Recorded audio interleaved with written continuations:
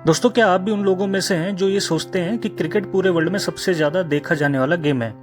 अगर दोस्तों ऐसा है तो आप गलत हैं।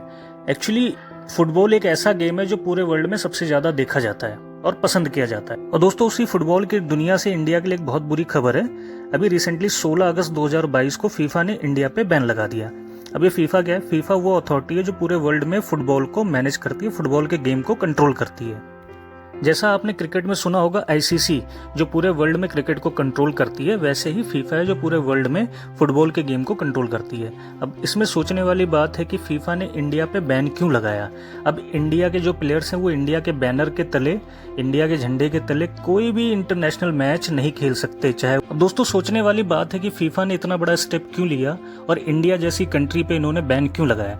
तो इसका एक सिंपल सा जवाब है। एक्चुअली फीफा की एक पॉलिसी है कि जो ये अथॉरिटीज होती हैं जो किसी भी कंट्री में फुटबॉल को मैनेज करती हैं, जैसे क्रिकेट में आपके इंडिया में बीसीसीआई है, एक बोर्ड है, वैसे ही फीफा में आपके इंडिया में एक बोर्ड है।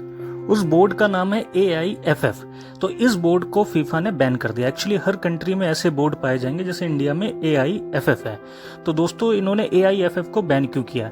एक्चुअली इसका रीज़न ये है कि अगर फीफा की एक सिंपल सी पॉलिसी है, अगर ऐसे किसी बोर्ड में थर्ड पार्टी इंटरवेंशन होगा या इसको थर्ड पार्टी कंट्रोल करना स्टार्ट कर देगी या कोई दखल अंदाजी करेगी, तो फीफा इस बोर्ड को बैन कर देगी, उस कंट्री को, पर्टिकुलर कंट्री को बैन कर देगी। पर्टिकुलर बॉडी में जो इंडिया की बॉडी है AIFF, इसमें किसका इंटरवेंशन हुआ और क्यों हुआ, तो इसको हम जानते हैं दोस्तों। एक्चुअली इसके पीछे सबसे बड़ा रीज़न बताया जा रहा है प्रफुल्ल पटेल, जो कांग्रेस के एक लीडर हैं।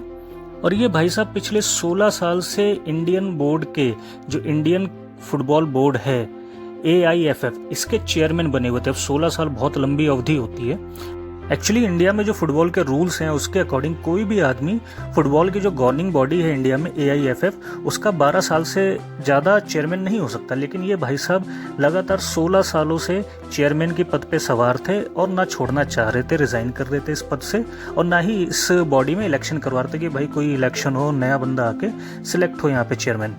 तो इसके अगेंस्ट कई लोग सुप्रीम कोर्ट पहुंचे, वहाँ पे इन्होंने एप्लीकेशन लगाई कि भाई प्रफुल्ल पटेल इलीगली चेयरमैन की कुर्सी को कब्जाए बैठे हुए हैं। 4 साल से ना तो ये यहाँ पे इलेक्शन करा रहे हैं इस बॉडी में और ना ही रिजाइन कर रहे हैं, और ये इस कुर्सी को छोड़ना नहीं चाहते हैं। अच्छा, मज़ेदार बात यह है कि हमारे जो प्रफुल्ल पटेल साहब हैं, ये इंडिया की तरफ से नॉमिनेटेड हैं फीफा की काउंसिल कमेटी में, ये वहाँ के काउंसिल कमेटी के मेंबर हैं। अब क्या हुआ, जब सुप्रीम कोर्ट में ये एप्लीकेशन गई कि भाई ये बंदा इलीगली बैठा हुआ है और ये हटना नहीं चाह रहा है अपनी चेयरमैन की कुर्सी से, ना छोड़ना चाह रहा है, और बिल्कुल कब्जा कर रखा है इसने फुटबॉल की ऑर्गेनाइजेशन पे इंडिया में, तो क्या हुआ, सुप्रीम कोर्ट ने जब पाया कि हाँ ये चीज़ें गलत हैं, सुप्रीम कोर्ट ने इनको हटा दिया। इनको मई 2022 में हटाया इनकी चेयरमैनशिप से, और एक कमेटी बनाई कि वो कमेटी प्रॉपर कॉन्स्टिट्यूशन इम्प्लीमेंट करे इंडिया में। AIFF जो बॉडी है फुटबॉल को कंट्रोल करती है, और यहाँ पे इलेक्शंस करवाए और न्यू चेयरमैन सिलेक्ट करे।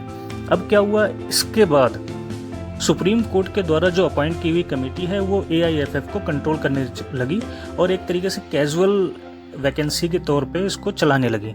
अब ये क्या है, ये फीफा की पॉलिसी का वायलेशन हो गया कि भाई थर्ड पार्टी इंटरवेंशन हो गई, क्योंकि ये बॉडी का बंदा कंट्रोल नहीं कर रहा है, बाहर की पार्टी इसको कंट्रोल कर रही है, चाहे वो सुप्रीम कोर्ट के थ्रू हो या सेंट्रल गवर्नमेंट के थ्रू हो। इस पे क्या हुआ, फीफा ने सस्पेंड कर दिया, बैन कर दिया इंडिया को, क्योंकि इनकी पॉलिसी का वायलेशन हो गया। लेकिन इसमें जो कुछ लोगों का ये कहना है, जो लोग अपॉइंट हुए सुप्रीम कोर्ट की कमेटी में, उन्होंने कहा कि ये जानबूझकर जो बैन लगवाया ये प्रफुल्ल पटेल ने ही लगवाया है, और जो उसको सुप्रीम कोर्ट ने रिमूव किया है ये उसका बदला लिया है उसने। अब यार, ये कैसे लोग हैं जो कंट्री को भी नीचा दिखा सकते हैं अपने बेनिफिट के लिए। तो अल्टीमेटली यही हुआ कि एक आदमी के निजी स्वार्थ की वजह से पूरे इंडिया को शर्मसार होना पड़ा, और ये वर्ल्ड मीडिया में भी काफ़ी बड़ी न्यूज़ बनी है कि भाई फीफा ने इंडिया को बैन कर दिया है, पर्टिकुलर एक बंदे की वजह से जो प्रफुल्ल पटेल हैं, कांग्रेस के लीडर हैं, और इलीगल तरीके से उन्होंने चेयरमैनशिप को कब्जाया हुआ था इंडिया में AIFF को। अब देखने वाली बात यह कि भाई अब इंडिया पे बैन कब हटेगा, ये जो बैन लगाया है फीफा ने आखिर में कब हटेगा।